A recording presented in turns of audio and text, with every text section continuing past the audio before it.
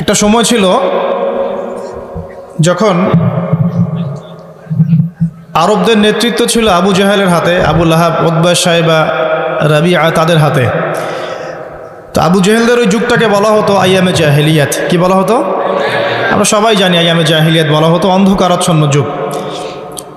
এই যুগের অন্ধকারাচ্ছন্ন পরিবেশে নিমজ্জিত মানুষগুলো ওই যুগটাকে আইয়ামে জাহিলিয়াত বলে আর কি। তো কেন তারা আইয়ামে জাহিলিয়াত বলতো? খুব গভীরভাবে লক্ষ্য করলে দেখা যায় যে সেখানে কয়েকটা মৌলিক পাপ ছিল, কিছু অজ্ঞতা ছিল, এই কারণে সেই যুগটাকে অজ্ঞতার যুগ বলা হতো।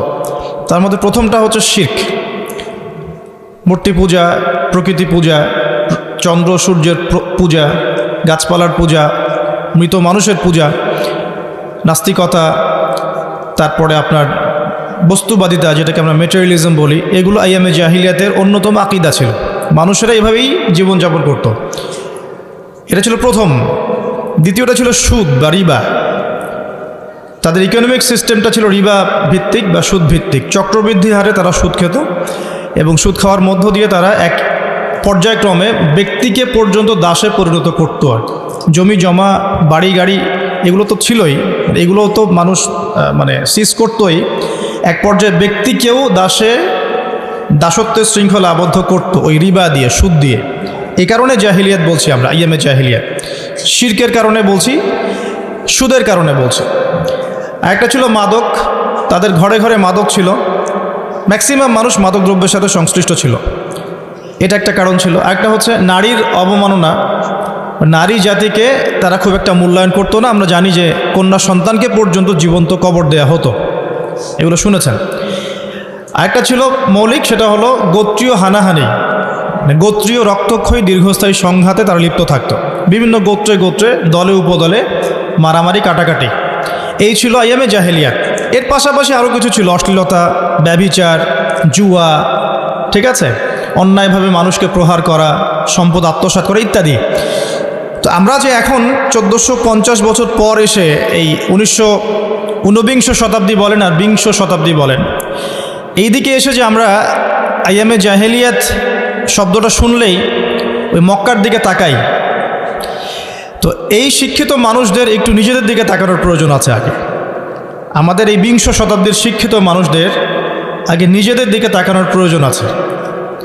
যে শিরকের কারণে আপনি আবু জেহেলের যুগকে আইয়ামে জাহিলিয়াতের যুগ বলছেন, সেই শিরক এখন গ্লোবালাইজেশন হয়েছে, মানে সারা বিশ্বে ছড়িয়ে পড়েছে। আগে আবু জেহেলদের শিরক ছিল একটা নির্দিষ্ট অঞ্চলের মধ্যে, এখন সেই শিরকগুলো, শিরকের মহাপাপগুলো মুসলিম অমুসলিম, দেশে দেশে, জেলায় জেলায়, থানায় থানায়, ইউনিয়নে, সব জায়গায় একদম অক্টোপাসের মতো ছড়িয়ে পড়েছে। ওই শিরক আপনার কাছেও আছে। আমি ওইদিকে পরে আসবো ইনশাআল্লাহ, আগে আপনাকে বুঝিয়ে দেই বিষয়টা। যে সুদের কারণে আপনি আইয়ামে জাহিলিয়াতকে অজ্ঞতার যুগ বলছেন, সেই সুদ এখন রন্ধ্রে রন্ধ্রে প্রবেশ করেছে। সুদ ছাড়া কোনো কান্ট্রি নাই এবং সুদ ছাড়া কোনো ব্যাংক নাই, এবং সুদ ছাড়া চলতে পারে এমন কোনো মুসলিমও এখন বেঁচে আছে কিনা আল্লাহ ভালো জানে। প্রত্যক্ষভাবে আপনি না খেলেও পরোক্ষভাবে আপনি আমি এটার সাথে সম্পৃক্ত। আমি যখন ইকোনমিক্স বুঝাবো তখন বুঝবেন ইনশাআল্লাহ। সুদ আছে এবং এটা গ্লোবালাইজেশন হয়েছে, সারা বিশ্বে ছড়িয়ে পড়েছে। 3, যে মাদকের কারণে আপনি আইয়ামে জাহিলিয়াতকে অন্ধকারাচ্ছন্ন যুগ বলছেন, সেই মাদক এখন মুসলিমদের ঘরে ঘরে নাই। আর মাদক বলতে আমি কিন্তু জর্দাও বুঝিয়েছি, ঠিক আছে, সিগারেটও বুঝাচ্ছি, আর বড় বড় স্কেলে যেগুলো আছে এগুলো তো বুঝাচ্ছি। যে নারীর অবমাননার কারণে আপনি আইয়ামে জাহিলিয়াতকে জাহিলিয়াতের যুগ বলছেন, সেই নারীর অবমাননা এখন মুসলিম অমুসলিম সকলের ঘরে ঘরে প্রবেশ করেছে, করে নাই? আচ্ছা। আর যে গোত্রীয় দ্বন্দ্বের কারণে আপনি আইয়ামে জাহিলিয়াতকে বলছেন তারা বর্বর ছিল, নোংরা, হিংস্র ছিল ইত্যাদি, সেই গোত্রীয় দ্বন্দ্ব এখন ধর্মতাত্ত্বিক দ্বন্দ্ব এবং পলিটিক্যাল দ্বন্দ্বের রূপ নিয়েছে। আমার কথাগুলো কি বোঝা যায়? আচ্ছা, শিক্ষিত মানুষ যারা আছেন তারা হয়তো ইশারা বুঝতে পারবেন আর কি। সব কিছু তার খোলামেলা বলা যায় না, বলা যায়? আচ্ছা, আর যারা সমাজদার তাদের জন্য ইশারাই যথেষ্ট। তো যে কথাটা বলছিলাম প্রিয় ভাইরা, যে মৌলিক কারণগুলোর কারণে আপনি আইয়ামে জাহিলিয়াতকে দেখে ছি করছেন, ছি কেমন যুগ ছিল, বর্বর, নোংরা, মধ্যযুগীয় ইত্যাদি, সেই প্রত্যেকটা পাপ বা প্রত্যেকটা জাহেলিয়াত বর্তমান বিশ্বে পুরো গ্লোবালাইজেশন মানে বিশ্বের আনাচে কানাচে এগুলো ছড়িয়ে পড়েছে। একই জিনিস, যে শিরক আবু জেহেলরা করতো সেম শিরক আমরাও করছি, করছেন না? আবু জেহেলরা হয়তো লাত উজ্জা মানাত এগুলোর পূজা করত, তাই না কি? আচ্ছা, এখনকার মুসলিমরা কিসের পূজা করে? দেখবেন মৃত মানুষের পূজা করে, কবরে সেজদা করে, মাজার কেন্দ্রিক তাওয়াফ করছে। বলতে থাকলে অনেক বলা যাবে। মুসলিম যে হাতে বালা পড়ে আছে খোলে না, কেন খোলে না? তার ধারণা, তার আকীদা যে এটা খুলে ফেললে অমঙ্গল হবে, সে তার রোগ আর ভালো হবে না, শিরক। মুসলিমরা রাশি ফলে বিশ্বাস করে, পেপার খুলে দেখে যে তার রাশি কি, সিংহ রাশির এই হবে, কন্যা রাশির এই হবে ইত্যাদি। মুসলিমরা দেখবেন টিয়া পাখির মাধ্যমে ভাগ্য গণনা করছে রাস্তাঘাটে বসে বসে। অথচ নবীজি বলেছেন সাল্লাল্লাহু আলাইহি ওয়াসাল্লাম, কেউ যদি কোনো গণকের কাছে যায়, গিয়ে জাস্ট জিজ্ঞাসা করে যে আমার হাতটা একটু দেখে দেন, এটা বলার সাথে সাথেই তার 40 দিনের নামাজ কবুল হবে না। এবং ওই গণকের কথায় যদি সে বিশ্বাস করে, তাহলে সে যেন মুহাম্মদ সাল্লাল্লাহু আলাইহি ওয়াসাল্লামের উপর নাজিল হওয়া এই কোরআনের সাথে কুফরি করলো। আর সবচেয়ে ইন্টারেস্টিং ব্যাপার হচ্ছে যে আপনার ভাগ্য গণনা করছে, তার স্থান হয়েছে রাস্তার পাশে। সে যদি আপনারই ভাগ্য গণনা করতে পারতো, তাহলে তার তো সংসদে থাকার কথা ছিল। এতটুকু কমন সেন্সও আমাদের নাই এখন। দেখবেন গ্রামে গঞ্জে এখন জাদুবিদ্যার চর্চা বাড়ছে, জাদুবিদ্যা, স্ট্রিট ম্যাজিক দেখানো হচ্ছে, কুফরি তন্ত্র করা হচ্ছে, জিনকে তাবে করা হচ্ছে। জিনকে তাবে করা যায়, এটা একটা বিষয় জেনে রাখেন। জিন জাতিকে তো বিশ্বাস করেন নাকি? এখনকার মডার্ন শিক্ষিতরা জিনকে বিশ্বাস করে না, তারা রুহকে বিশ্বাস করে না, কবরের আযাবকে বিশ্বাস করে না, তারা আল্লাহকেও বিশ্বাস করে না। তারা বলে যে মহাবিশ্ব সৃষ্টি হয়েছে বিগ ব্যাং থেকে, আল্লাহ সৃষ্টি করেন নাই, নাউযুবিল্লাহ। এই হচ্ছে উচ্চ শিক্ষার অবস্থা এখন। এই শিরক নিয়ে বলতে গিয়ে দেখেন, শিক্ষার মধ্যেও আপনাকে শিরক করানো হচ্ছে এখন। শিক্ষা জীবনে আপনি শিরক কীভাবে করছেন? শিক্ষা ক্ষেত্রে আপনাকে একটা দর্শন শেখানো হয়েছে, পশ্চিমা দর্শন। সেটা কি? যে পরীক্ষা নিরীক্ষা, যুক্তিবিজ্ঞান দর্শন দিয়ে কোনো কিছু প্রমাণ করা গেলে সেটার অস্তিত্ব আছে, আদারওয়াইজ এটার অস্তিত্ব নাই। মানে ফেরেশতাকে আপনি বিশ্বাস করবেন না। কেন বিশ্বাস করবেন না? কারণ ফেরেশতাকে আপনি ল্যাবরেটরিতে পরীক্ষা নিরীক্ষা দিয়ে পর্যবেক্ষণের মাধ্যমে কোনো সিদ্ধান্তে উপনীত হতে পারছেন না। দেখা যায় ফেরেশতা, শোনা যায়, টাচ করে অনুধাবন করা যায়, ইন্দ্রিয় দিয়ে এই জ্ঞানটাকে আপনি লব্ধ করতে পারছেন না। এই কারণে প্রচলিত জ্ঞানতাত্ত্বিক দর্শনের মতে আপনি একজন মৌলবাদী মানুষ, কারণ আপনি অন্ধভাবেই একটা কথা বিশ্বাস করছেন। তো তাদের কনসেপ্ট কি? পরীক্ষা নিরীক্ষা পর্যবেক্ষণের মাধ্যমে যা লাভ করা যাবে সেটাই জ্ঞান, এর বাইরে জ্ঞানের কোনো অস্তিত্ব নাই। এই কারণে তারা আনসিন ওয়ার্ল্ডটাকে বিশ্বাস করে না, অদৃশ্যের গায়েবের জগৎটাকে তারা বিশ্বাস করে না। বুঝতে পারছেন কথা কি? আল্লাহ বিশ্বাস করে না, কারণ আল্লাহকে দেখা যায় না। ফেরেশতা বিশ্বাস করে না, কারণ কি? কারণ ফেরেশতা দেখা যায় না। জিন জাতিকে বিশ্বাস করে না, বিকজ জিন জাতিকে দেখা যায় না। কবরের আযাব দেখা যায় না, রূহ বা আত্মাকে দেখা যায় না, জান্নাত জাহান্নাম দেখা যায় না। যেটা দেখা যায় না সেটা বিশ্বাস করবে না। এই হলো ওদের জ্ঞানতাত্ত্বিক দর্শন। এই দর্শনে যদি আপনি পড়াশোনা করেন এবং এখান থেকে সার্টিফিকেট অর্জন করেন, আপনি বড় চাকরি পাবেন ঠিক ইনশাআল্লাহ, কিন্তু আপনি সারা জীবন শিক্ষা ক্ষেত্রে মুশরিক হয়ে থাকবেন। শিক্ষা ক্ষেত্রে আপনি একজন মুশরিক হয়েছেন। প্রতিটা সেক্টরেই আছে। ইকোনমিক সেক্টরে যাবেন, রিবা, আল্লাহ পাক রিবাকে হারাম করেছেন আর আমরা করেছি ফরজ। রিবাকে আল্লাহ পাক হারাম করেছেন, মায়ের সাথে জেনার কথা বলেছেন, আল্লাহর সাথে যুদ্ধের ঘোষণার সমান কথা বলেছেন, আর আমরা করেছি ফরজ। একটা কান্ট্রি ওয়ার্ল্ড ব্যাংকের আন্ডারে, IMF এর আন্ডারে একটা কান্ট্রি সুদমুক্ত থাকতে পারবে না, পসিবল না। কখনোই তারা আপনাকে সুদ ছাড়া কোনো লোন দিবে না। এবং ওদের লোন শোধ করতে গিয়ে বহু দেশ আজকাল শ্রীলঙ্কা হয়ে যাচ্ছে। পড়াশোনা করেন, তাদের লোন শোধ করতে গিয়ে বহু দেশ এখন শ্রীলঙ্কা হয়ে যাচ্ছে। না হয়ে গেলেও হওয়ার পথে 42টা দেশের লিস্ট করা হয়েছে। কয়টা? যাদের ইকোনমিক অবস্থা ক্রমশ নিম্নের দিকে যাচ্ছে, নিম্নমুখী হচ্ছে, হবেও। কারণ কি? বিকজ ইসলামিক অর্থনীতির যে একটা চিরায়ত মূলনীতি আল্লাহ পাক কোরআনে দিয়েছেন, এটা বলতে বলতে এখন আমার মুখের ফেনা উঠে যাচ্ছে। 1 নাম্বার যাকাত ভিত্তিক অর্থনীতি, কৃষিভিত্তিক অর্থনীতি, ব্যবসা ভিত্তিক অর্থনীতি, দান সৎকা ভিত্তিক অর্থনীতি। এক কথায় ইসলামিক অর্থনীতি এবং এমন কারেন্সি যার ইন্ট্রেন্সিক ভ্যালু আছে, অন্তর্নিহিত মান আছে, এগুলো যেহেতু আমরা এখন বাস্তবায়ন করতে পারছি না, এই কারণে পশ্চিমা অর্থনীতির যে সুদের মার প্যাচ, এর মধ্যে আমরা পড়ে গেছি। এখান থেকে কেউ বের হতে পারছে না। অথচ সুদ সম্পর্কে আল্লাহ রাব্বুল আলামিন সূরা বাকারার মধ্যে বলেছেন 278 থেকে এই যে 81 পর্যন্ত পড়ে দেখেন, তোমরা সুদ ছেড়ে দাও, ওয়া ইল্লাম তাফআলু, যদি তোমরা এটা না করো, সুদ না ছাড়ো, তাহলে ফাযানু বিহারবিন মিনাল্লাহি ওয়া রাসূলিহি, আল্লাহ এবং তার রাসূলের সাথে যুদ্ধের ঘোষণা শুনে রাখো। তো যুদ্ধ আমরা করছি আল্লাহ এবং তার রাসূলের বিরুদ্ধে। তো আল্লাহ এবং তার রাসূলের বিরুদ্ধে যুদ্ধ করে কেউ কি সফল হবে? এ কারণেই আল্লাহ পাকের হারামটাকে যে আমরা হালাল করে নিয়েছি, এটাও এক প্রকার শিরক। এটা কি? এটাও শিরক। আল্লাহ পাক দিয়েছেন দিনার দিরহাম, মার্কেটে আপনি খুঁজে পাবেন না, এটা হারাম করে দেওয়া হয়েছে। পশ্চিমারা বলেছে এটা ব্যান, চলবে না। কি চলবে? ডলার। ডলার চলবে। ডলার হচ্ছে হার্ড কারেন্সি, বাকি সব সফট কারেন্সি। মানে আপনাকে যত কারেন্সি আছে এগুলোকে ডলারে কনভার্ট করে আন্তর্জাতিক বাজারে আপনার কেনা বেচা করতে হবে। আপনি আপনার টাকা দিয়ে করতে পারবেন না। ওটা হার্ড, শক্ত কারেন্সি, আপনারটা সফট, নরম। মানে ওদেরটাতে সোনা লাগানো আছে মনে হয়, আর আমাদেরটাতে সোনা নাই। কি বুঝলেন? তো এটা যে সারা ওয়ার্ল্ডকে রুল করছে বিকজ অফ এই ডলার। এর সাথে আবার আছে পেট্রোলিয়াম, মানে ব্ল্যাক গোল্ড, ব্ল্যাক অয়েল। যে আপনি তেল কিনতে চান, মধ্যপ্রাচ্যে যান, গিয়ে যে মধ্যপ্রাচ্যে যে কান্ট্রিগুলো আছে, গলফ কান্ট্রি, এগুলোকে গিয়ে বলেন যে আমি তেল কিনতে চাই, এই যে আমার ব্রিফকেসে 1 কোটি টাকা আছে, বাংলাদেশি টাকা বা পাকিস্তানি রুপি, ঠিক আছে, বা টার্কিশ লিরা, এটা দিয়ে আমি তেল কিনতে চাই, আমাকে তেল দিন। গলফ কান্ট্রির কোনো নেতা আপনাকে তেল দিবে না। কেন দিবে না? যতক্ষণ পর্যন্ত না আপনি আপনার কারেন্সিটাকে ডলারে কনভার্ট করছেন, ততক্ষণ পর্যন্ত আপনাকে তারা তেল দিবে না।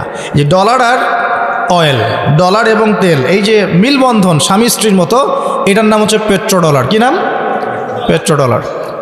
এর কারণে আপনি স্বতন্ত্র স্বাধীনভাবে এখন তেল কিনতে পারছেন। ইভেন সোনা দিয়েও তেল কিনতে পারছেন না, আপনি বাধা দিচ্ছেন। গোল্ড দিব, আমাকে তেল দাও, সম্ভব না, বাধা দিচ্ছে। তো এই যে সারা ওয়ার্ল্ডকে রুল করা, আমি এটা ভালো একটা জায়গায় যাবো লেকচারে ইনশাল্লাহ, সবর করেন। সারা বিশ্বটাকে যে শাসন করা, আপনি সারা বিশ্বকে শাসন করতে চান, আপনাকে সারা বিশ্বের অর্থনীতি শাসন করতে হবে, করতে হবে না? কথা কি বুঝতে পারেন? যখন আমরা বিশ্বটাকে শাসন করেছি, আর দীর্ঘদিন আমরা বিশ্ব শাসন করেছি, হাজার বছরের বেশি, প্রায় 1200-1300 বছর আমরা কি করেছি? এই ওয়ার্ল্ডটা শাসন করেছি। এই প্রথম বিশ্বযুদ্ধের আগ পর্যন্ত আমাদের শাসন ছিল বিশ্বে, ছিল না? ছিল। তো আমরা যে শাসন করেছিলাম, তখন সারা বিশ্বের অর্থনীতিকে আমরা নিয়ন্ত্রণ করেছিলাম না? সারা বিশ্বের অর্থনীতিকে নিয়ন্ত্রণ করতে না পারলে সে বিশ্বের রুলিং স্টেট হতে পারবে না। আর এই কারেন্সিগুলোর মধ্য দিয়ে তারা সারা বিশ্বের রুলিং স্টেট হয়েছে, বিকজ এই কারেন্সিগুলোর মধ্য দিয়ে তারা অন্য কারেন্সিগুলোকে ডমিনেট করছে। তো এখানে দেখুন, আল্লাহ পাকের হালালকে আমরা হারাম করে ফেলেছি। কিন্তু মদ কি হালাল না হারাম? আমরা হালাল করি নাই? করেছি। এরকম করে যে জেনা, ব্যভিচার, এখনকার যে ছেলে মেয়েগুলা ফ্রি মিক্সিং করে, ছেলে মেয়ের অবাধ মেলামেশা করে, বয়ফ্রেন্ড গার্লফ্রেন্ড কালচার, এরা কি বিশ্বাস করে, আদৌ বিশ্বাস করে যে প্রেম করাটা হারাম? এটা বিশ্বাস করে করে এটা? তারা যে রাত কাটায় বিভিন্ন জায়গায়, তারা কি আদৌ সত্যি বিশ্বাস করে এটা হারাম কাজ? যদি বিশ্বাসই করতো, এটা কি করতে পারতো? এই দেখেন, আল্লাহ পাকের হারামকে হালাল করে নিয়েছে। আবার ধরেন আল্লাহ পাক হালাল করেছেন পর্দা। তো আপনি এখন পর্দা করতে গেলে কিছু মানুষ বলছে যে এ তো পিছিয়ে গেছে, এ তো মৌলবাদী হয়ে গেছে, এই মেয়ে তো এগুলো পোশাক এখন চলে না, এগুলো তো আগে চলতো, এখন চলে না, এখন তো এগিয়ে যাওয়ার যুগ, বরং কাপড় খোলার যুগ এখন, তাই নয় কি? এখন তো মানুষ কাপড় খুলে ঘুরে বেড়াচ্ছে না, এবং কাপড় খোলার জন্য বিভিন্ন বিশ্ববিদ্যালয়ের সামনে দাঁড়িয়ে আন্দোলন করছে না? এই যে কাপড় খোলার আল্লাহ পাক হালাল করেছেন পর্দা, আপনি ওটাকে হারাম করে কাপড় খোলার দিকে মানুষকে আহ্বান করছেন। এই যে হালালকে হারাম করছেন, দুইটা বিষয় বোঝেন। আপনি মদ খাচ্ছেন, জেনে খাচ্ছেন যে এটা হারাম, বুঝতে পারছেন কথা? আপনি মদ খেয়েছেন কিন্তু জানেন যে মদ খাওয়াটা হারাম, এটার জন্য শাস্তি আছে, আমাকে তওবা করতে হবে। আর এক ব্যক্তি মদ খেয়েছে, সে বিশ্বাসই করে না যে মদ খাওয়া হারাম। দুজন ব্যক্তি কি সমান? একজন হয়তো ফাসেক বা জালেম হতে পারে, আরেকজন কিন্তু কুফরি করেছে।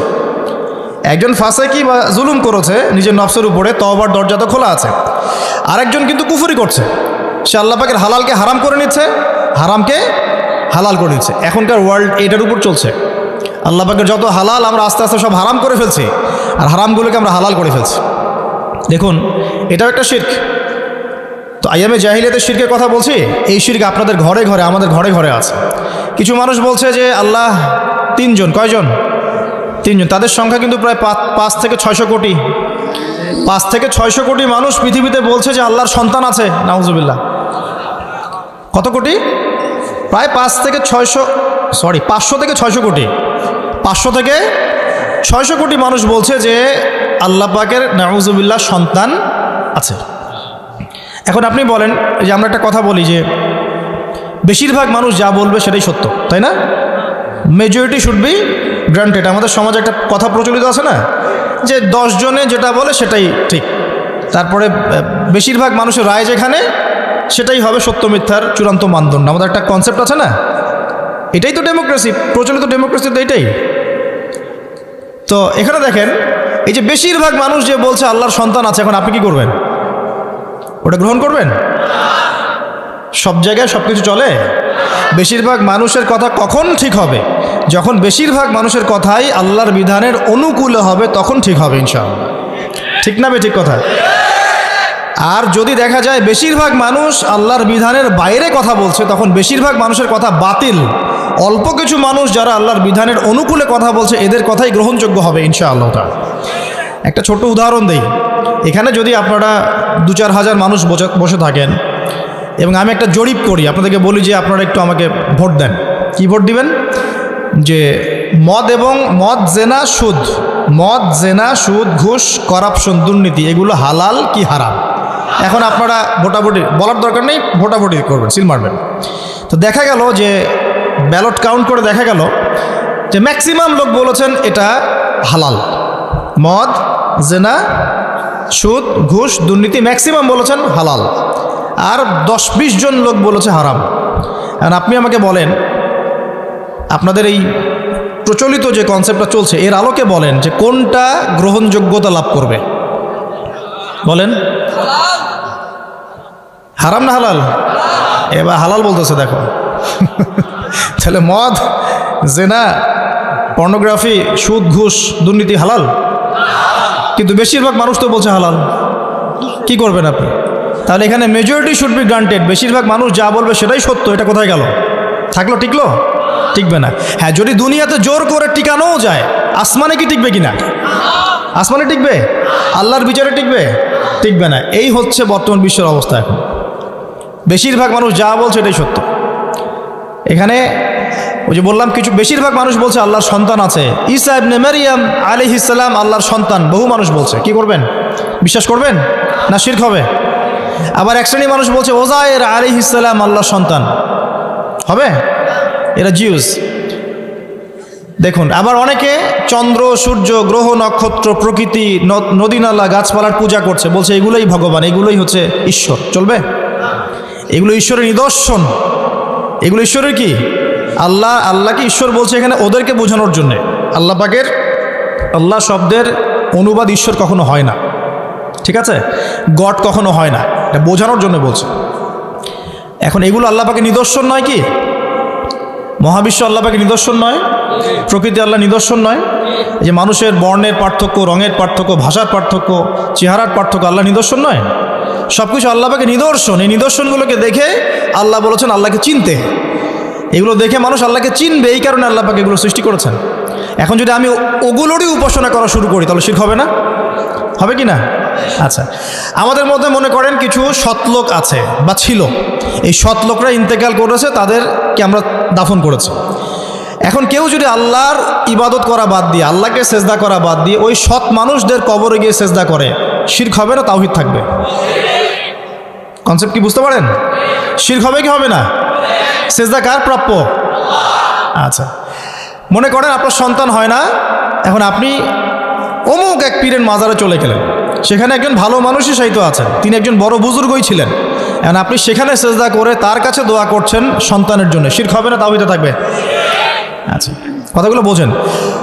আপনাকে আল্লাহ পাক বলেছেন আল্লাহর নামে কসম করতে, কিন্তু আপনি কসম করছেন মায়ের নামে, বাবার নামে, আগুনের নামে, ঠিক আছে, অগ্নির শপথ, বজ্র শপথ, পাথরের নামে, প্রকৃতির নামে শপথ করছেন, শিরক হবে না তাওহীদ থাকবে? শিরক হবে। কেউ যদি বলে যে আমার নাম হচ্ছে শাহিন শাহ, কি নাম? শাহিন শাহ শব্দের অর্থ রাজাধিরাজ, মানে সমস্ত রাজার বড় রাজা, শিরক হবে কি হবে না?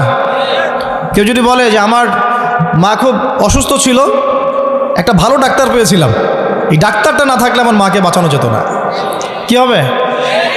আচ্ছা, কেউ যদি দিনের জ্ঞান অর্জন করে শুধুমাত্র এই উদ্দেশ্যে যে সে দুনিয়ার স্বার্থ অর্জন করবে, শিরক হবে না তাওহীদে থাকবে?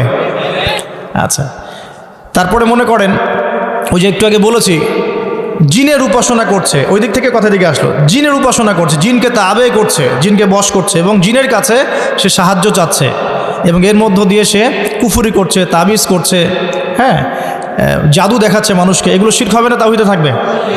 শিরক হবে। স্বামী স্ত্রীর মধ্যে মিল নাই, এখন অমুক কবিরাজের কাছে গিয়ে মিল বন্ধন করার জন্য সেখানে তাবিজ কবজ করা হচ্ছে। এক ছেলে এক মেয়েকে অন্যায়ভাবে ভালোবাসে, এগুলো ভালোবাসা না, জেনা। এখন ওই মেয়েটাকে সে পেতে চায়, কবিরাজের কাছে গিয়েছে, ওই মেয়েটাকে আমি চাই, আমার সাথে কিভাবে তার ভালো সম্পর্ক হবে, একটা তাবিজ দিয়ে দেন। শিরক হবে না তাওহীদে থাকবে? বলা হচ্ছে কেমন আছেন, বলছে ভালো আছি কিন্তু যুগটা ভালো না, এই যুগটা খুব খারাপ। যুগটা কি খুব খারাপ? যুগটাকে গালি দিল বা বাতাসকে গালি দিল। যদি কেউ যুগ বা সময়কে গালি দেয় এটাতেও শিরক হবে। কি হবে? যদি আপনাকে বলি যে ভাই এটা কি পারবেন, সে বলল হ্যাঁ পারবো, আগামীকাল করব। কি বলল? আগামীকাল করব, ইনশাআল্লাহ বললো না, তাওহীদে থাকবে? বলতে হবে ইনশাআল্লাহ আগামীকাল করব। অনেক বিষয় আছে, এগুলো বলতে গেলে সারা রাত চলে যাবে। এক কথায় আমি শর্ট করে বুঝে আপনাকে যে আকীদা, বিশ্বাসের মধ্যে মানুষ শিরক করছে। এখন যে কেউ বিশ্বাস করছে আল্লাহ বলতে কেউ নাই, বিগ ব্যাং দিয়ে মহাবিশ্ব সৃষ্টি হয়েছে। কেউ বলছে আল্লাহ আছেন, আরোহ ইলাহ আছে, আল্লাহ আছেন, আরোহ ইলাহ আছে, শিরক হয়ে যাবে। কেউ বলছে যে আল্লাহ পর্যন্ত পৌঁছাতে আমার মাধ্যম লাগবে। মাধ্যম হচ্ছে মৃত মানুষেরা, যারা বড় বড় সৎ মানুষ ছিলেন, পীর বুজুর্গ ছিলেন, যারা মারা গেছেন, তাদের ইবাদতের মধ্য দিয়ে, তাদের কাছে সেজদা করার মধ্য দিয়ে আমি আল্লাহর পর্যন্ত পৌঁছে যাব। শিরক হবে না? আল্লাহ আল্লাহকে সেজদা করতে বলেছেন, আমরা যদি আল্লাহকে সেজদা না করে অন্য কাউকে সেজদা করি কি হবে? আল্লাহ পাক বলেছেন মুখলিসিন লাহুদ্দিন, ইখলাসের সাথে আল্লাহর সন্তুষ্টি অর্জনের জন্য নামাজ পড়তে, কুরবানি করতে। আপনি নামাজে দাঁড়িয়েছেন, লোকজন আপনাকে দেখছে, লোকজন যে আপনাকে দেখছে তাদের দৃষ্টিতে ভালো হওয়ার জন্য আপনি নামাজটাকে সুন্দর করে পড়ছেন ধীর স্থিরভাবে, শিরক হবে কি হবে না? শিরক হবে। তো এই যে বিশ্বাসের মধ্যে অনেক শিরক হয়, আবার কর্মগত শিরক হয়ে যায়, কাজ করতে গিয়ে মানুষ শিরক করে ফেলে, আবার কথায় মানুষ শিরক করে। আমি বুঝাতে যাচ্ছি শুধু ধর্মতাত্ত্বিক ক্ষেত্রেই শিরক সীমাবদ্ধ তা নয়, এটা আপনার পড়াশোনার মধ্যেও ঢুকেছে, আপনার অর্থনীতিতে ঢুকেছে, আপনার সংস্কৃতির মধ্যেও শিরক ঢুকেছে, এবং পলিটিক্সের মধ্যে শিরক তো অনেক আগে থেকেই ছিল। এই সব কিছু মিলিয়ে এখনকার বিশ্বের শিরকটাকে গ্লোবালাইজেশন করা হয়েছে, মানে সারা বিশ্বে ছড়িয়ে দেওয়া হয়েছে। এখন শিরকের যে স্কেল, আবু জাহেল আবু লাহাবদের যে শিরকের স্কেল ছিল সেটা যদি এতটুকু হয়, এখনকার শিরকের স্কেল এত বড়। এখন বলেন কে জাহিলিয়াতের মধ্যে আছে? ওরাই কি শুধু আইয়ামে জাহিলিয়াতে ছিল না? আমরাও আছি। ওদের প্রবলেম ছিল রিবা। এখন এই রিবা বা সুদ সারা বিশ্বে ছড়িয়ে পড়েছে কি পড়ে নাই? সুদ খান না আপনি? খান, না হলে দেন, না হলে সাক্ষী থাকেন, না হলে লিখে রাখেন, কিছু একটা তো করেন। এই যে নবী সাল্লাল্লাহু আলাইহি ওয়াসাল্লাম বলেছেন আলামাতুস সাআ, কিয়ামতের অন্যতম একটা নিদর্শন হচ্ছে ওয়ান তারাল হুফাতাল উরাতাল আলাতা রিয়াশাই ইয়াতাতাওয়ালুনা ফিল বুনিয়ান। কিয়ামতের অন্যতম নিদর্শন হচ্ছে সমাজের সবচেয়ে নিম্ন শ্রেণীর মানুষ, রাখাল শ্রেণীর মানুষ, রাখাল পায়ে স্যান্ডেল নাই, গায়ে জামা নাই, এইরকম শ্রেণীর মানুষ উঁচু উঁচু বিল্ডিং নির্মাণের প্রতিযোগিতা করবে। কি করবে? প্রতিযোগিতা করবে। দেখেন একটু বুঝাই, ওই সময় কিন্তু রোমানদের বিল্ডিং ছিল, পারস্যের বিল্ডিং ছিল, চাইনিজ সভ্যতা ছিল, অনেক সভ্যতা তখনও ছিল। নবীজি বলেন নাই যে ধনীরা প্রতিযোগিতা করবে, নবীজি বলছেন গরিব রাখাল শ্রেণীর মানুষরা বিল্ডিং নির্মাণের প্রতিযোগিতা যখন করবে তখন কিয়ামত হবে। এটা কিয়ামতের সাইন, নিদর্শন। আমাকে উত্তর দেন, কিভাবে একজন গরিব মানুষ যার স্যান্ডেল কেনার টাকা নাই সে কিভাবে উঁচু বিল্ডিং করতে পারে? How is this possible? কিভাবে সম্ভব? দুইটা ওয়ে আছে, এক রিবা, যান লোন নেন বিল্ডিং করেন, ব্যাস। আর কি? করাপশন, অন্যের সম্পদ আত্মসাৎ করেন, আপনি এটা করতে পারবেন। আমানতের খেয়ানত করেন, সত্যকে মিথ্যা বানান, মিথ্যাকে সত্য বানান, সুদ খান, ঘুষ খান, দুর্নীতি করেন, আপনি এটা করতে পারবেন। তো দেখুন, তাহলে এটা সারা ওয়ার্ল্ডে ছড়িয়ে পড়েছে কি পড়ে নাই? আমরা সবাই কম বেশি রিবার সাথে সম্পৃক্ত আছি। এবং মাদকের কথা বলেছি, সারা বিশ্বে ছড়ায় নাই? আমাদের ইয়াং জেনারেশনের দিকে তাকিয়ে দেখেন, আমাদের ইয়াং জেনারেশনের দিকে তাকিয়ে দেখেন, তারা কি মাদকের সাথে সম্পৃক্ত নন? সিগারেট খায় না এমন যুবক কয়জন আছে এখানে? মাশাআল্লাহ, ঠিক আছে, আপনার আল্লাহ পাক কবুল করুন, আমিন। ইসলামপন্থীদের দ্বারাই কিছুটা সম্ভব, ইসলামপন্থীদের দ্বারাই সম্ভব আসলে মাদক থেকে দূরে থাকা। অন্যদের দ্বারা কি সম্ভব? প্রত্যেকটা ইউনিভার্সিটিতে যান, আমরা পড়াশোনা করেছি না, ছেলে মেয়ে একসাথে বসে স্মোক করছে, করছে না? করছে। মানুষ স্মোক করাটা তো এখন ফ্যাশন, এখন তো মানুষ গাঁজা, ইয়াবা, ফেন্সিডিল, হেরোইন এই পর্যন্ত চলে গেছে, চাই নাই? এবং মাদকের যে ভয়াবহতা, আমাদের মাদকদ্রব্য নিয়ন্ত্রণ অধিদপ্তরকে জিজ্ঞাসা করলে বুঝবেন যে কি পরিমাণ মাদক বাংলাদেশে চলছে এখন। তো এই জাহেলিয়াত এখন নাই ভাই? আচ্ছা, তারপরে নারীর যে অবমাননার কথা বলেছিলাম, এটা নাই? মেয়েদের কোনো সম্মান আছে এখন? মেয়েদের ইজ্জত সম্মানের কোনো দাম আছে এখন? এই যে পর্ন ইন্ডাস্ট্রি বলে একটা কথা আছে, পর্ন ইন্ডাস্ট্রি, সারা ওয়ার্ল্ডে যে পর্নের একটা ইন্ডাস্ট্রি চলছে, এখানে মেয়েদেরকে পণ্য বানানো হয়নি? যখন একটা মেয়ের ইজ্জতকে বিক্রি করে দেওয়া হয়, মুসলিমরা তার বিপক্ষে কথা বলে, তখন কিছু নারীবাদীরা মুসলিমদের বিপক্ষে দাঁড়িয়ে যায়। কিন্তু ওই নারীবাদীরা তখন দাঁড়ায় না যখন এই মেয়েদেরকে পতিতালয়ে যেতে হচ্ছে, দাঁড়ায় না, বরং যখন তারা পতিতালয় থেকে ফেরত আসছে, তখন স্লোগান দিচ্ছে যে আমার দেহ আমার সিদ্ধান্ত, আপনি কথা বলার কে? সুবহানাল্লাহ, নাউজুবিল্লাহ। তো দেখুন মেয়েদের কোন জায়গায় নিয়ে আসছে এখন আমরা। একটা বাচ্চা মেয়েকে এখন সেফ মনে করা হচ্ছে না, একটা বাচ্চা মেয়েও এখন ধর্ষণ থেকে রেহাই পাচ্ছে না। এর জন্য শুধু কি মেয়েটা দায়ী? মেয়েটার এখানে কি দোষ আছে? দোষ কার? নিঃসন্দেহে আমাদের। এবং পর্নোগ্রাফির ফলে প্রত্যেকটা পুরুষকে জানোয়ার বানানো হচ্ছে। পর্নোগ্রাফি কেন দেওয়া হয়েছে? বিকজ যাতে করে আমাদের এই যুব সমাজের তরুণ যুবকরা, টকবগে রক্ত যাদের, এরা যেন ভিতর থেকে পশু হয়ে যায়। আপনি একটু বোঝেন, স্বাভাবিকভাবে বসে আছেন, কোরআন পড়তে পারবেন না। আর যদি স্বেচ্ছায় নাও করে, একটা মেয়েকে কাছে পেয়ে গেছেন, ছোট মেয়ে, সে কিছুই বোঝে না, দেখবেন ওই মেয়েটাকে তখন সে রেপ করে রেখে দিয়েছে। হচ্ছে না? এই কারণে আমরা এখন আমাদের বাচ্চা মেয়েদেরকে নিয়ে খুব উদ্বিগ্ন থাকবো। এটা উদ্বিগ্নতার সময়। আপনার মেয়ে, আমার বোন, আমার মা, এগুলো সেফ নয়। একজন এমপি সাহেব তার স্ত্রীকে নিয়ে রাত্রেবেলা হেঁটে যাবে, সাহস করতে পারে না এখন, ভয়ে, না জানি রাস্তায় কখন তার ওয়াইফকে আমার সুইচ করে নিয়ে চলে যাবে। কোন যুগে আছেন এখন? আর এর মধ্যে কিছু মেয়ে পোশাক খুলে ফেলে নগ্ন হয়ে রাস্তায় ঘোরার জন্য আন্দোলন করছে। তারপরে ঢাকা শহর থেকে তো আপনারা আসেন, যাওয়া আসা তো করেন, দেখবেন সেখানে ছেলের পোশাক মেয়ে পরে, মেয়ের পোশাক ছেলে পরে। আল্লাহ পাক ছেলেদেরকে বলেছেন টাকনুর উপরে কাপড় পরো। এই সুন্নত ফলো করছে এখন মেয়েরা, এই হাঁটুর নিচে কাপড় পরে। আর ছেলেরা কাপড় পরতেছে একদম ছেঁচড়ায়।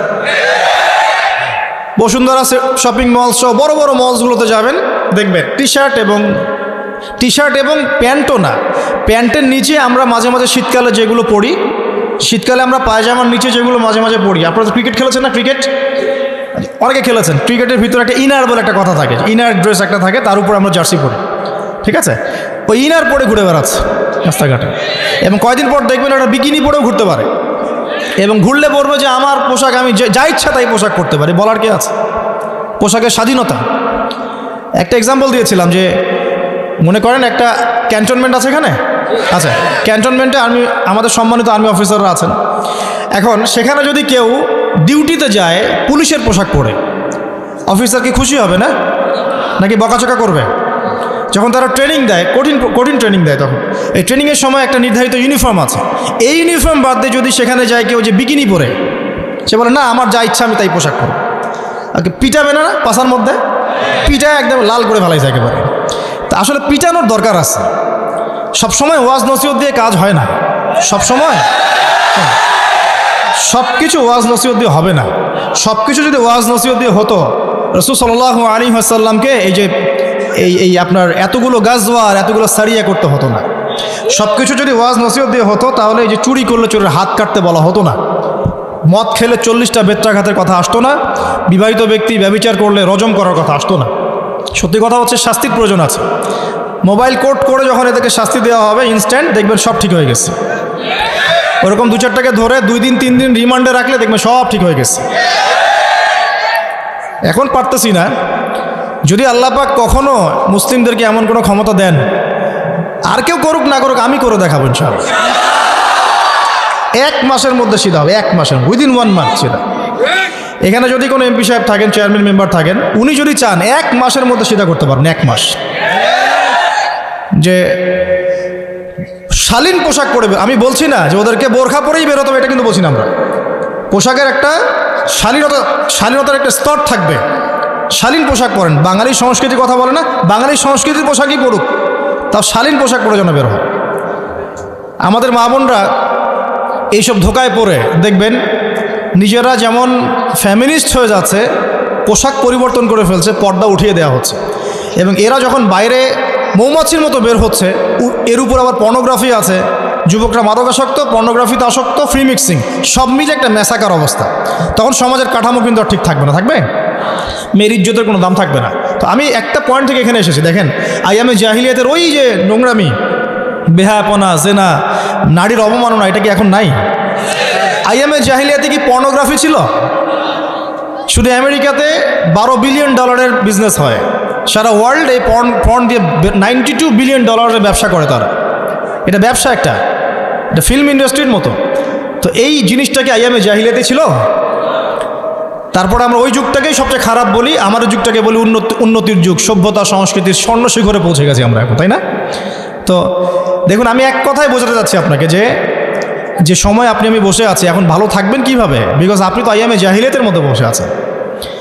এখন এখান থেকে বের হবেন কিভাবে, বা এই যুগে আপনি নিজেকে টিকিয়ে রাখবেন কিভাবে, আর টিকিয়ে রাখলে আল্লাহ পাক আপনাকে কি নেকি দিবেন, এইটুকু বলে শেষ করি।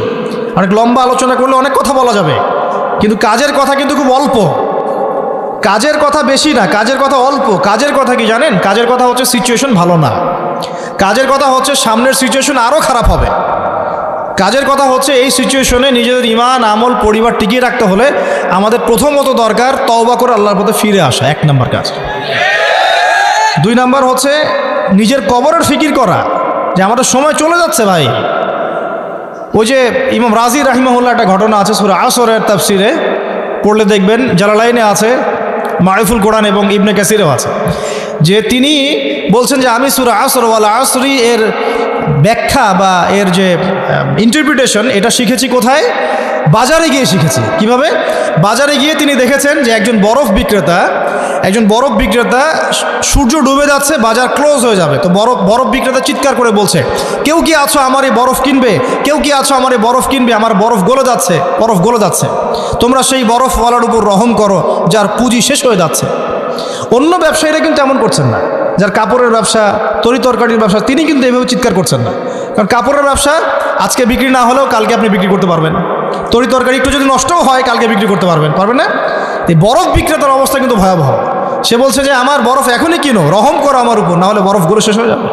ইমাম রাজি রাহিমাহুল্লাহ বলছেন, এই দিন আমি সূরা আসর ওয়াল আসরি, সময়ের কসম, এর ব্যাখ্যা শিখেছি। তো আমাদের হায়ার টাইমেও যাচ্ছে না ভাই, কবরের ফিকির করতে হবে, তওবা করে আল্লাহর পথে ফিরে আসতে হবে। কাজের কথা খুব কম, আর কি ইলম অর্জন করতে হবে, কোনো বিকল্প নাই। আর ইলম অর্জন করতে আপনার দুনিয়াবি কোনো বাধা যেন আপনাকে বাধা না দেয়, দুনিয়াবি কোনো ব্যস্ততা আপনার পথে অন্তরায় হয়ে না দাঁড়ায়, খেয়াল রাখতে হবে। বউ বাচ্চা, স্বামী সন্তান, টাকা পয়সা, ব্যবসা বাণিজ্য, সব কিছুর ঊর্ধ্বে ইলম অর্জনকে অগ্রাধিকার দিতে হবে। ইলম অর্জন না করতে পারলে আপনি আমল বেশি করতে পারবেন না, বা জেনে বুঝে আমল করতে পারবেন না, সিচুয়েশন বুঝতেও পারবেন না, করণীয় ফিক্স করতে পারবেন না। ইলমের দরকার আছে। আর ইলমটা আমি একমুখী ইলম কখনো বুঝাচ্ছি না, আমি বুঝাচ্ছি বহুমুখী জ্ঞান। মানে আপনাকে কোরআন হাদিসের সাথে সাথে, আমি নিজেকেও বলছি, কোরআন হাদিসের সাথে সাথে উসুল, ফিকহ এগুলো পড়তে হবে, পাশাপাশি রাসূলের সিরাত, ইসলামিক হিস্ট্রি, ইসলামিক অর্থনীতি, ঠিক আছে, ইসলামিক জিওপলিটিক্স, এগুলো সম্পর্কে ধারণা রাখতে হবে।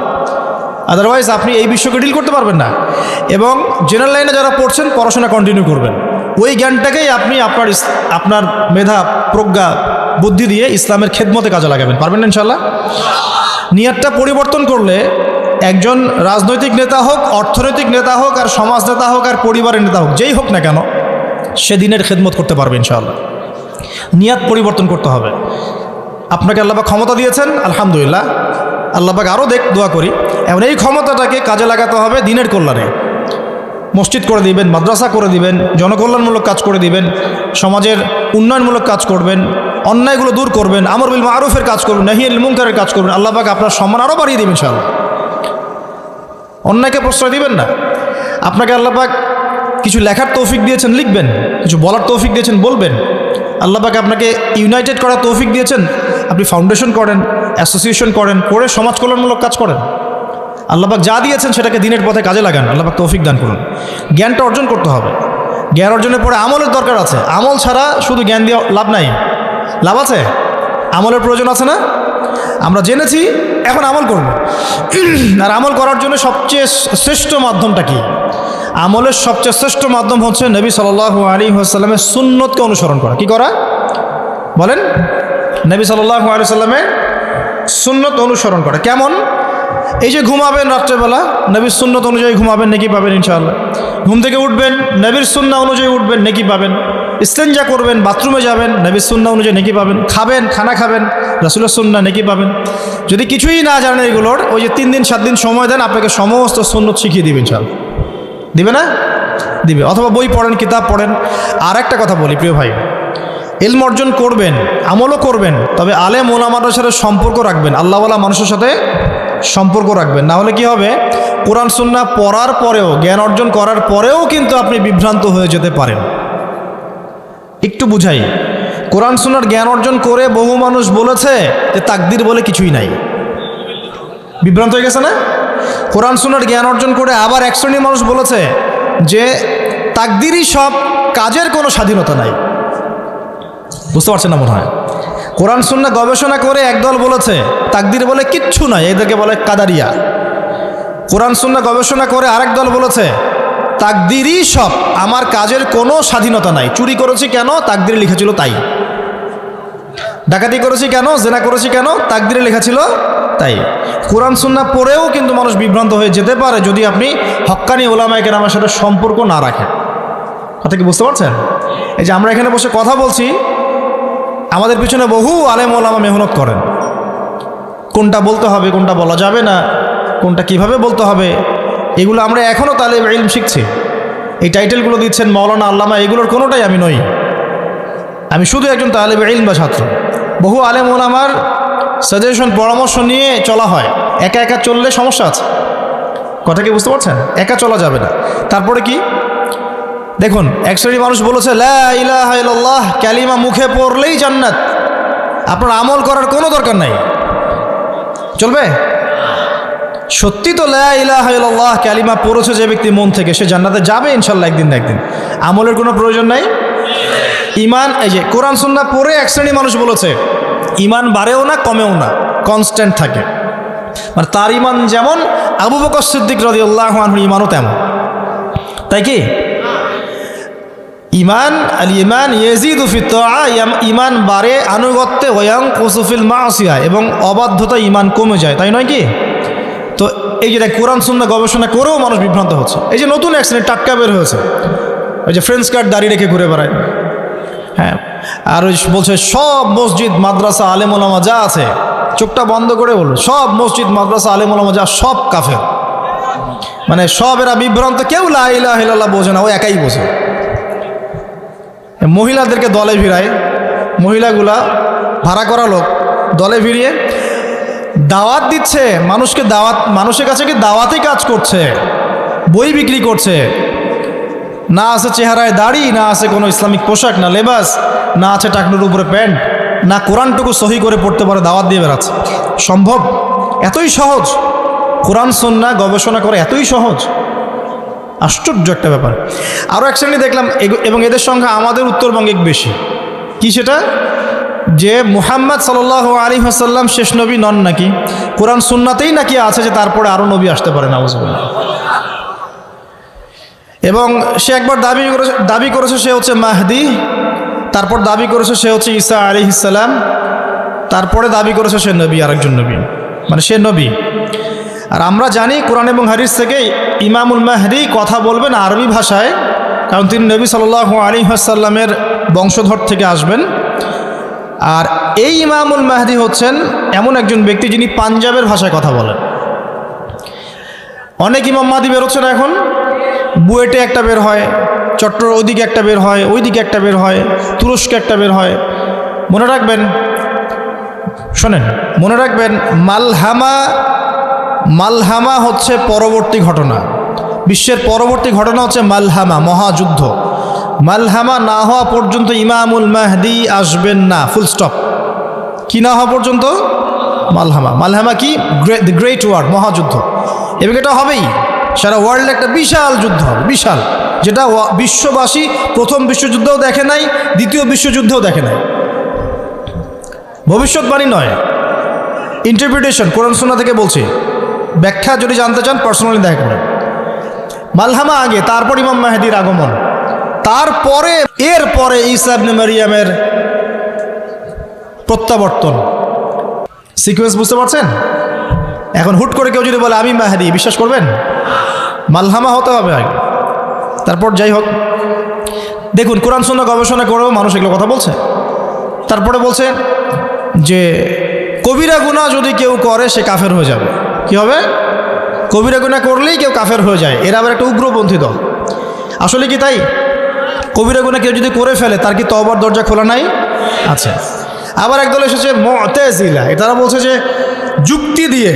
যুক্তি দিয়ে কোরআন সুন্নাহর যা বুঝবো তাই মানবো, যুক্তির বাইরে কিছু মানবো না। ঠিক আছে, এটা একটা দল। আপনি কি যুক্তির বাইরে মানবেন না? সব কিছু কি যুক্তি দিয়ে ব্যাখ্যা করতে পারবেন? ওই যে ইব্রাহিম আলাইহিস সালামের সন্তানকে যে কুরবানি করতে বলা হয়েছে কি? ইব্রাহিম আলাইহিস সালামের সন্তানকে কুরবানি করতে বলা হচ্ছে, এর পিছনে কি যুক্তি আছে বলেন? একটা বাচ্চাকে হত্যা করার পিছনে কি যুক্তি থাকতে পারে? বিজ্ঞান কি? দর্শন কি? তো এখানে বিজ্ঞান, দর্শন, যুক্তির কোনো সময় আছে? এখানে মূল বিষয় আল্লাহর আদেশ। যখন আল্লাহ পাকের আদেশ চলে আসবে, আত্মসমর্পণ করতে হবে, এর নাম ইসলাম। আত্মসমর্পণ নাই, ইসলাম নাই। অতএব যুক্তির আলোকে মানবো, যুক্তি না থাকলে মানবো না, এই কনসেপ্ট চলবে না। একটা বিষয় বোঝাতে গিয়ে এতদূর চলে আসলাম। দেখেন, কোরআন সুন্নাহ পড়বেন, বুঝবেন, আমল করবেন, সব ঠিক আছে, কিন্তু ওলামায়ে কেরামের সাথে, হক্কানি ওলামায়ে কেরামের সাথে সম্পর্ক রাখতে হবে। না রাখলে আপনি কোরআন সুন্নাহ পড়েও কিন্তু বিভ্রান্ত হতে পারে। আল্লাহ পাক হেফাজত করে নেন। এরপরে পরিবারের আদর্শ ঠিক করবেন। ওই যে এক কথা বারবার বলি, পরিবারে চাল ডাল থাক না থাক, আপনার ঈমান থাকতে হবে। পরিবারে খাবার থাক না থাক, পর্দা থাকতে হবে, তালিম থাকবে, কোরআনের মেহনত থাকবে, সন্তানদেরকে প্রতিপালন হবে ইসলামিক পদ্ধতিতে। আল্লাহ পাক তৌফিক দান করুন। রিজিকে যাবেন, রিজিকে কোনো হারাম রিজিকে যাওয়া যাবে না, হালাল রিজিকে থাকতে হবে। আল্লাহ পাক তৌফিক দান করুন, আমিন।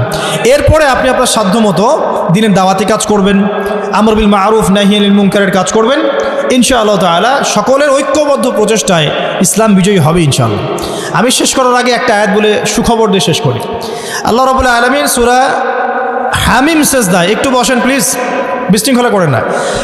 হামিম সেজদার মধ্যে আল্লাহ রাব্বুল আলামিন বলছেন, ইন্নাল্লাযীনা ক্বালু রাব্বুনাল্লাহ, নিশ্চয়ই যারা বলে যে আমাদের রব আল্লাহ। আমাদের রব কে? মানে আল্লাহর সাথে কাউকে শিরিক করে না, আল্লাহর তাওহীদে থাকে। প্রথমে শিরিক বুঝিয়েছি না? আল্লাহর তাওহীদে থাকে, একত্ববাদে থাকে, শিরকে যায় না। নিশ্চয়ই যারা আল্লাহ পাকের তাওহীদের উপর থাকে, যারা বলে রব্বুনাল্লাহ, আমাদের রব কে? আল্লাহ, সুম্মা ইসতাকামু, এরপরে এই ঈমানের উপর, ইসলামের উপর দৃঢ় থাকে, নড়ে চড়ে যায় না, একদম সুদৃঢ় থাকে, ইসতিকামা। তাদের কি হবে? তাতানাজ্জালু আলাইহিমুল মালায়েকা, আল্লাহর ফেরেশতারা তাদের কাছে চলে আসবেন ইনশাআল্লাহ, এসে বলবেন, তাতানাজ্জালু আলাইহিমুল মালায়েকা আল্লা তাখাফু ওয়া লা তাহজানু, তোমরা ভয় করো না, দুশ্চিন্তাগ্রস্ত হয়ো না। আল্লা তাখাফু ওয়া লা তাহজানু ওয়া আবশিরু বিল জান্নাহ, এবং তোমরা জান্নাতের সুসংবাদ গ্রহণ করো। সুবহানাল্লাহ। নাহনু আউলিয়াউকুম ফিল হায়াতিদ দুনিয়া, এই দুনিয়াতে আমরা তোমাদের বন্ধু, আউলিয়া। নাহনু আউলিয়াউকুম ফিল হায়াতিদ দুনিয়া ওয়া ফিল আখিরা, এবং পরকালেও আমরা তোমাদের বন্ধু। ওয়া লাকুম ফিহা মা তাশতাহি আনফুসুকুম ওয়া লাকুম ফিহা মা তাদউন, এবং সেই পরকালে, সেই জান্নাতে তোমরা যা চাচ্ছ সব পাবে ইনশাআল্লাহ, তোমাদের মন যা কল্পনা করে সেগুলো পাবে ইনশাআল্লাহ। নুজুলাম মিন গফুর রহিম, এবং এটা আল্লাহ রাব্বুল আলামিন গফুর রহিমের পক্ষ থেকে একটা মেহমানদারি পুরস্কার, মহাপুরস্কার। কারা পাবে ভাই? যারা বলবে আমাদের রবকে, আল্লাহর তাওহীদে থাকবে, সমস্ত জাহিলিয়াত থেকে সম্পর্ক ছিন্ন করবে, ছিন্ন করে ইস্তেকামা, সুদৃঢ় থাকবে, ঈমানের উপর সুদৃঢ় থাকবে, 5 ওয়াক্ত নামাজ ছাড়বে না, রোজা ছাড়বে না, যাকাত ছাড়বে না, হজ করবে সামর্থ্য হলে হজ উমরা করবে, কালিমার উপর থাকবে, সুন্নতে থাকবে, তাওহীদে থাকবে। যারা হালাল খাবে, হারামে যাবে না, দিনকে এগিয়ে নেওয়ার জন্য জান মাল সময় শ্রম দিয়ে আল্লাহর পথে মুজাহাদা চালাবে, ইস্তেকামা, সুদৃঢ় থাকবে, টলে যাবে না। আল্লাহ পাক বলছেন তাদের জন্য জান্নাতের মেহমানদারি প্রস্তুত করা আছে ইনশাআল্লাহ। আমরা দোয়া করি আল্লাহ রাব্বুল আলামিন আমাদের সবাইকে ঈমান এবং ইসলামের উপর ইস্তেকামা সুদৃঢ়তা দান করবে, আমিন। এর পরের আয়াতে আল্লাহ পাক যেটা বলেছেন বলে শেষ করে দিই। আল্লাহ পাক বলছেন ওয়ামান আহসানু কাওলাম মিম্মান দাআ ইলাল্লাহ, এরপরে তার চেয়ে উত্তম কে হতে পারে, সেই ব্যক্তির চেয়ে উত্তম আর কে হতে পারে যে মানুষকে আল্লাহর দিকে ডাকে। কার দিকে ডাকে? আল্লাহর দিকে। ইস্তেকামা অর্জন হয়েছে, এখন আপনি দাওয়াতের কাজ করবেন, মানুষকে আল্লাহর দিকে ডাকবেন এবং ওয়া আমিলা সালিহান, নিজেও সৎ আমল করে, ওয়া ক্বালা ইন্নানী মিনাল মুসলিমিন, এবং বলে যে আমি মুসলিমদের একজন, আত্মসমর্পণকারীদের একজন। আল্লাহ পাক আমাদের সবাইকে দ্বীনের দাওয়াতে কাজ করার তৌফিক দান করুন এবং আমাদেরকে বেশি বেশি আমল সালেহ করার তৌফিক দান করুন।